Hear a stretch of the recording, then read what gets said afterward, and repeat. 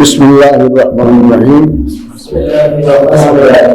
ত্রয়োদশ জাতীয় সংসদের সাধারণ নির্বাচনে নির্বাচিত মাননীয় সদস্যবৃন্দ, আসসালামু আলাইকুম। আপনাদেরকে আন্তরিক অভিনন্দন। এখন আপনাদেরকে শপথ বাক্য পাঠ করানো হবে। আপনাদেরকে অনুগ্রহ করে দাঁড়িয়ে শপথ পাঠ করার জন্য অনুরোধ করছি। উল্লেখ্য যে আমি শব্দটি উচ্চারণের পর মাননীয় সংসদ সদস্যগণ দর্শনিত স্থানে নিজের নাম পাঠ করবেন। আমি সংসদ সদস্য নির্বাচিত হইয়া সশ্রদ্ধ চিত্তে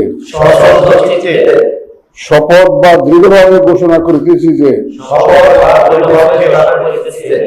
আমি যে কর্তব্যভার গ্রহণ করিতে যাইতেছি তাহা আইন অনুযায়ী ও বিশ্বস্ততার সহিত পালন করিব। আমি বাংলাদেশের প্রতি অকৃত্রিম বিশ্বাস ও আনুগত্য পোষণ করিব এবং সংসদ সদস্য রূপে আমার কর্তব্য পালনকে ব্যক্তিগত স্বার্থের দ্বারা প্রভাবিত হইতে দিব না।